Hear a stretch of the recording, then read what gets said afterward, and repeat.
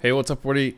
Today's video, it's about harvest. We did so many harvests. I think I've done over 1,000 maps with harvest in them.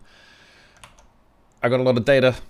As you can see, we got some numbers for you, and I wanted to explain it a little bit. So I ran 1 quad tab of Mausoleum maps. So I chiseled out and varled an entire quad tab of Mausoleum maps, and then I split them up. Essentially, we used 5 strategies. So the first one was, and these are not currency strategies, this is just for us to gather data. So if you're going to ask me if it's profitable, I mean, yes, harvest is profitable. But how much? So the first one was just red altars. And what does red altars look like? It looks like, this is what the tree looks like. So we're just taking red altars. I was actually running glaciers in these maps just so that I could get a baseline on how often do you get a yellow plot? How often do you get a purple plot? How often do you get a blue plot? They're not the same chance. I thought they would be. They're not the same chance. So this was just because Glacier and Mausoleum are connected maps. This was just so that we can build up a baseline. I threw in some Harby points here because Harbingers drop a ton of maps. The reason for this is because Mausoleum is not something that is offered in bulk on the trade site. I have been recently selling my Mausoleums, like the regular ones that I've been dropping, and every single person that has traded me for them has said, wow, you're the only person with bulk Mausoleums.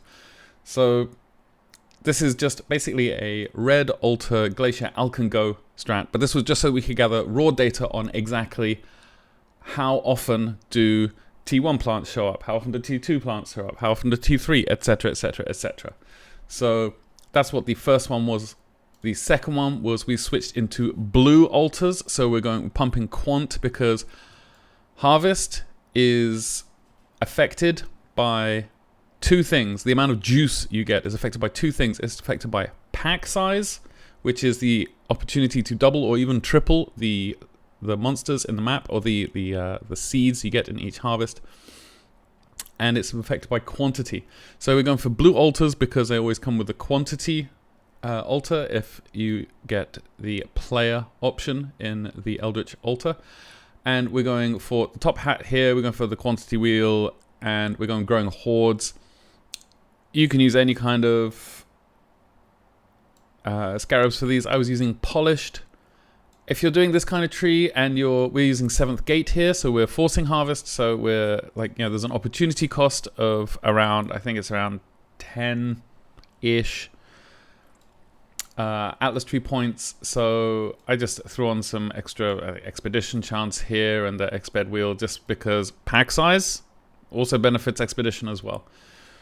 So this was the second set of data. This is when we started to collect information on how much can you reasonably, if you're actually trying to juice harvest, how much can you reasonably expect to get? And we got some good data from that. And then we moved on to, and this is one of the things I wanted to know was what is the natural chance for all these kinds of different crops to appear. And you can see here, we did not take this wheel because the third test we wanted to do was crop rotation. And so we took, it turns out blue, actually more common than any of the other seed colors.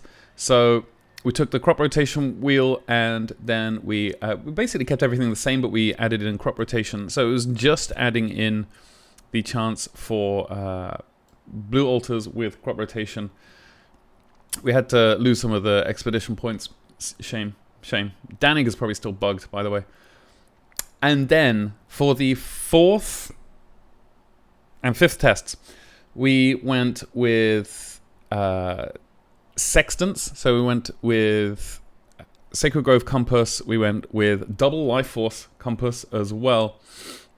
And then I think I threw in like essences or something in here. This is all you really need, 106 points to do this, to do exactly what we were doing. And this is with shrines as well, because shrines just make your life better.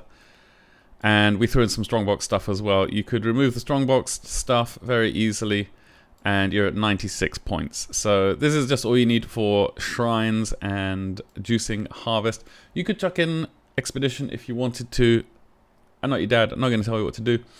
But this is the baseline of what we had. I think I was using some essences over here, and it was interesting. But what we were checking for with the 4th and 5th. We used the same tree for the 4th and 5th, but we used, for one of the sextants in the 4th set, we used 20% increased pack size in your unidentified maps, because they were all Unid'd maps that we used, because, you know, we corrupted 574 in a quad tab. We corrupted 574 Mausoleum maps. We had a lot of Unid'd maps. We had a lot of 8-mod corrupted maps as well, which was the 5th test. So we checked out what does, what's the difference between, or what can you reasonably expect between Unid'd maps and when you're juicing Unid'd maps and when you're juicing 8-mod corrupted maps. So this, I'm just going to go very quickly through what a mausoleum looks like. I'm going to skip most of the map, to be perfectly honest. It's not that interesting, but it has a couple of features about it. So this is just a mausoleum map. It's got, we're using growing hordes, so we're getting increased pack size from our scarabs that we've got here. So if we see here, I've got 59% increased pack size. It's quite a lot. And again, pack size is, you know, something that scales harvest. So my job in all these maps is just to come in, and then you see the big blue whoosh, that's us spawning the influence, and that means that we will now start to get blue altars. Mausoleum has an interesting interaction, because the boss does not actually exist in the map until you go into the boss altar and start a scripted event. It's a bit like Jungle Valley in that respect. So Jungle Valley and Mausoleum, the two maps that have this. So that means that as we walk around here, whenever we get an altar, it's guaranteed always going to have a player and a minions thing. And my job here is to just click on the increased quantity, 18% increased quantity. So we're at 148, that's going to boost us up a little bit.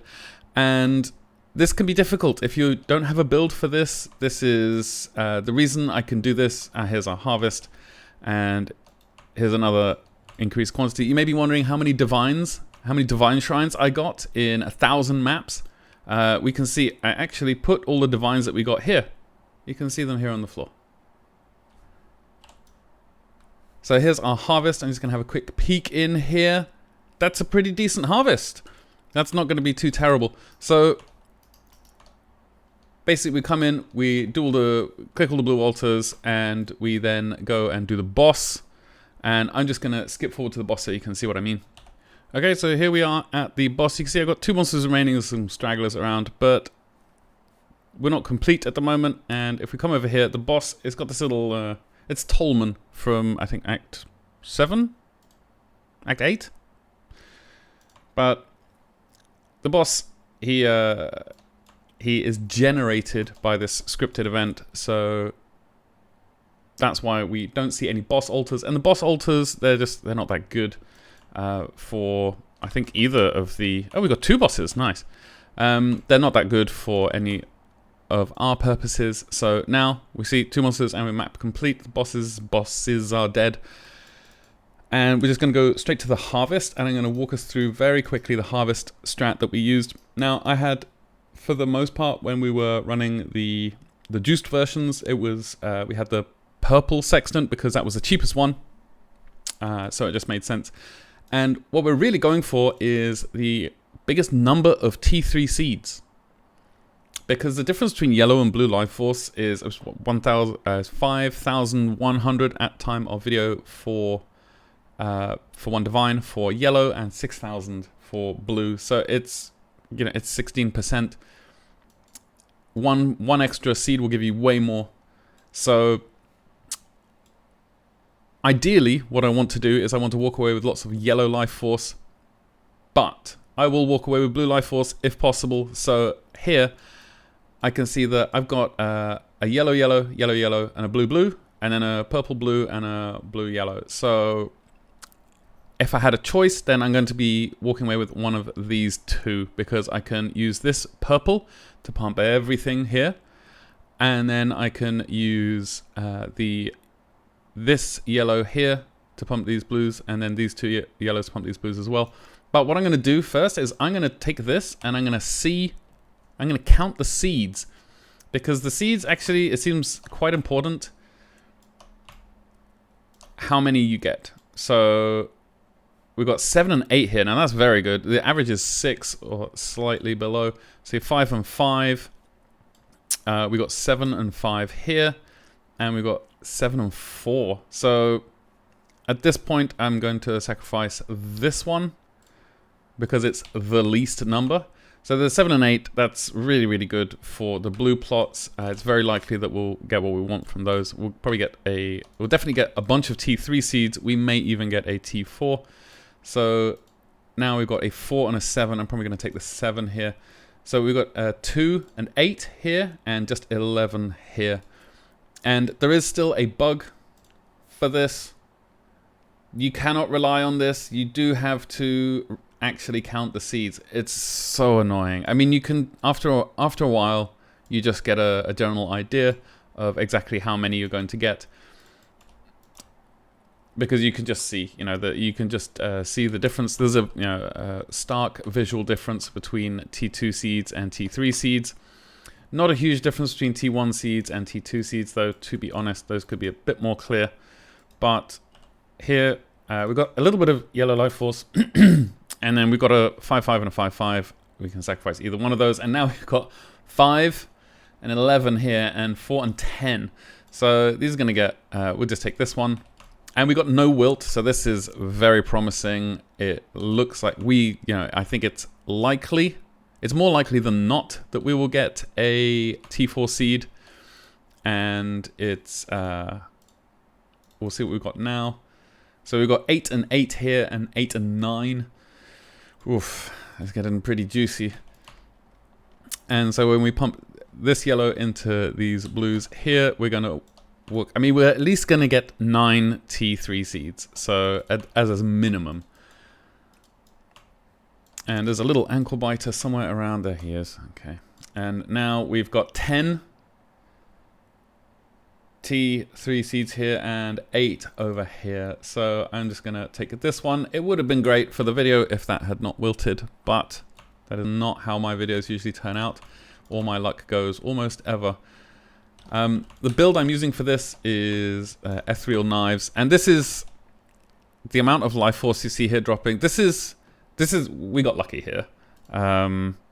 And obviously, if you're using the doubling sextant, which I'm not at the moment, then this is going to be, it's going to be twice this amount.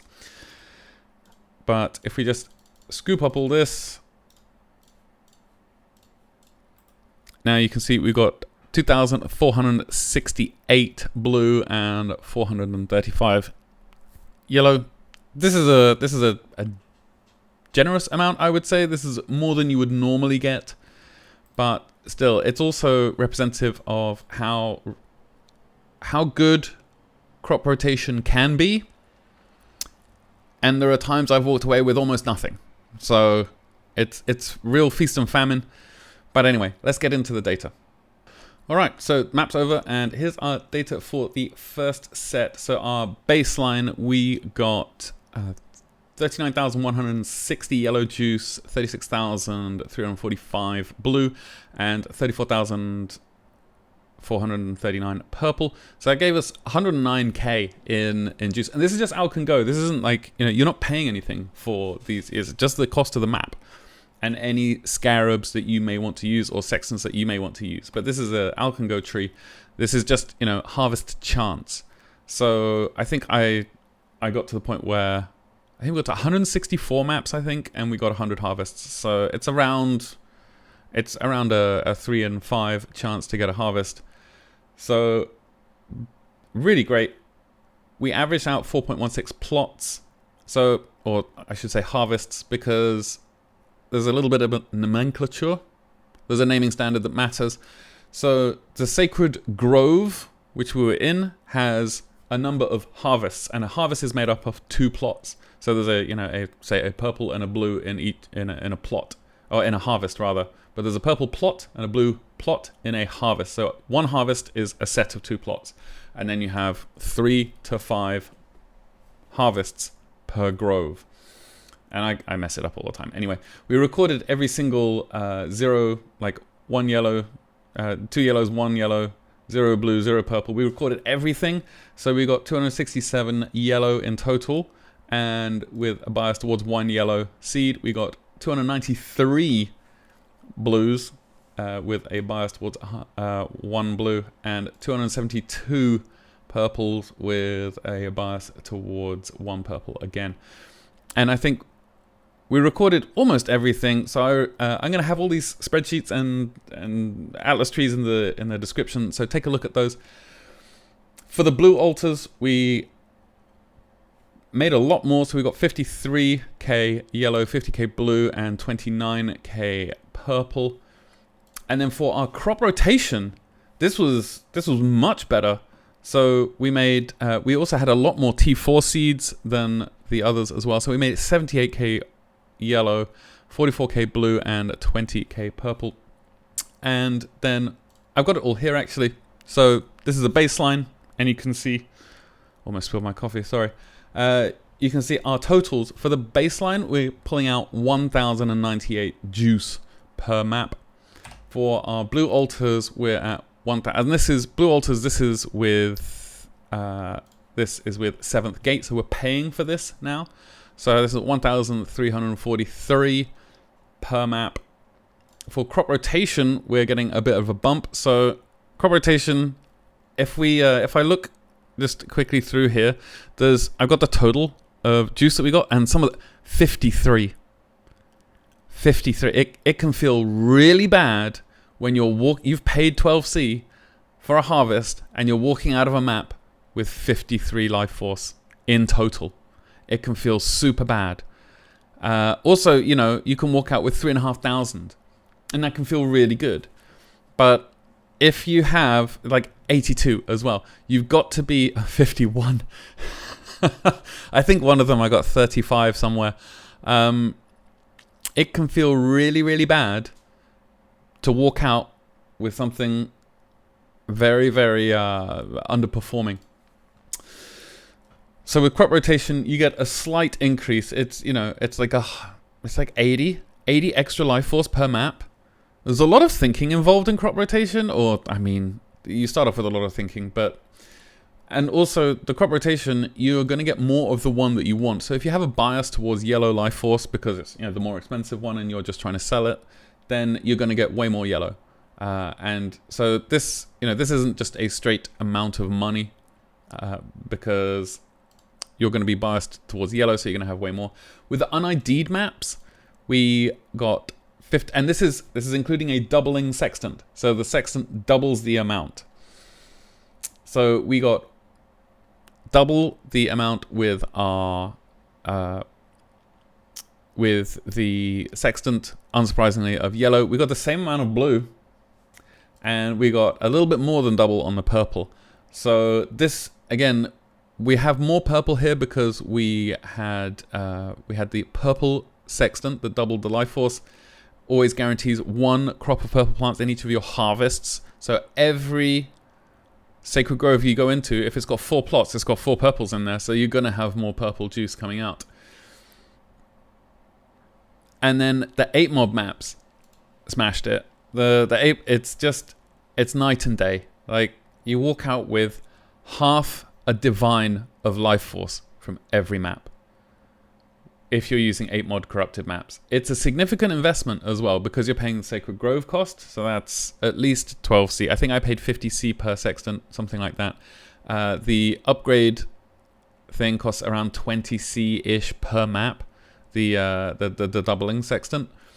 It's not insignificant, the amount. And we were using a 25% increased magic pack size sextant as well, because that increases the amount of monsters in the Eldritch packs, which increases the amount of Eldritch altars that you get.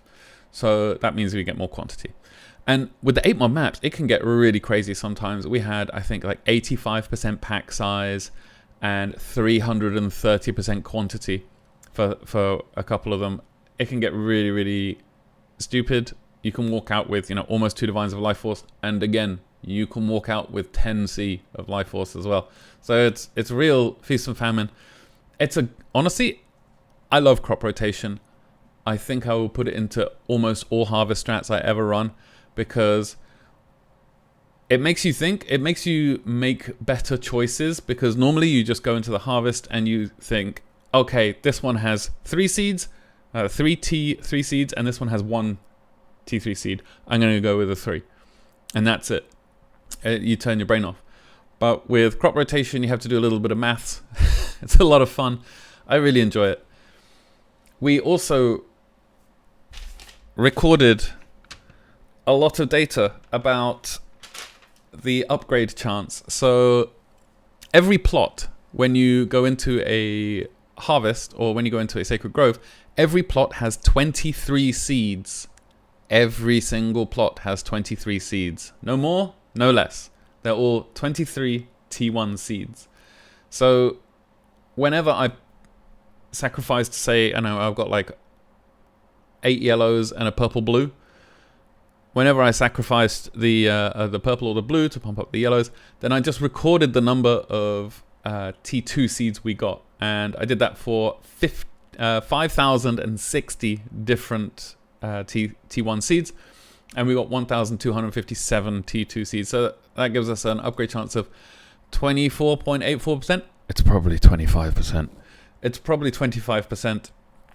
I also recorded the results of 639 different T2 seeds when they upgraded, or whether they did or not upgrade to T3. And we got to 178 out of those upgraded. So that gives us 27.85%. And it's probably 25%. The blossom chances, we had a lot of blossoms. I think I ran harvest on almost every map in Calendar League. I got 0 blossoms. But with this, with the crop rotation, you get more T4 seeds on average. So because it's feast and famine, the feast times you get more T4 seeds. So out of the 67 seeds I have so far, I've only got 10 blossoms. I think I've still got most of them here. Yeah, I used one for to craft my dagger, actually, to Augur Fizz. But currently it's 15%. I think I had 10 seeds at around 50 as well. So again, more testing is needed for this, but I am going to record every T4 seed I get this league. And I'm going to record the number of blossoms I get. So hopefully by the end of the league, I'll have something much more approaching the actual drop chance of blossoms. For our yellow plot chances, it's 33.4%. This is out of the first 200 maps where we weren't altering the makeup, because in this set, we're just taking the harvest chance. We're not reducing the chance of any of the things showing up. In the second one, we're not even taking the harvest chance because we're buying it on the map device. And then for the crop rotation one, obviously we're messing around with that. So I only included data from the first 2. So that's this one and this one.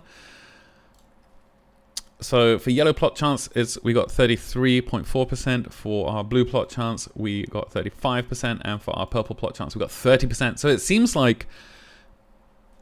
very likely that the blues are the most common plants, purples are the least common, and yellows are somewhere in the middle. And out of all of the plots that we got, we averaged 8.16 per grove. So that's 4 harvests per grove. And I mean, it's probably 8. Anyway, this is all the data we've got. It was super interesting. I really enjoyed this. I believe I have a lot of life force now. I have 500,000 yellow life force. That's a lot to pick up. And 300k primal and 182. I've been using some of the purple stuff, but I used it before we started doing the tests. But now it's time to, I guess, sell it. I got like almost, is that half a mirror of life force? I got a lot of life force. But this data will be in the description below. These trees will be in the description below. All of this stuff will be in the description. Take a look. Let me know what your thoughts are, because I think this was a lot of fun. At the end of it, I really wanted to finish up. I've got a lot of mausoleums still to run, actually. But I'll do that on another character. If you're wondering about the character, it's a Maxahodl's character, and I have like no cold res or lightning res. But if I use my life Flask. Then I have 90 Fire Res and 85 Chaos. And we shift all of our damage into Chaos and Fire, which is why we're able to tank all the blue altar mods. Anyway, that's it from me. I really hope you had a good time whilst you were here. I hope you enjoyed this video. I hope you enjoyed the data. But most of all, I hope you're kind to everyone you meet. I love you all very much, and I'll see you in the next one. Cheers.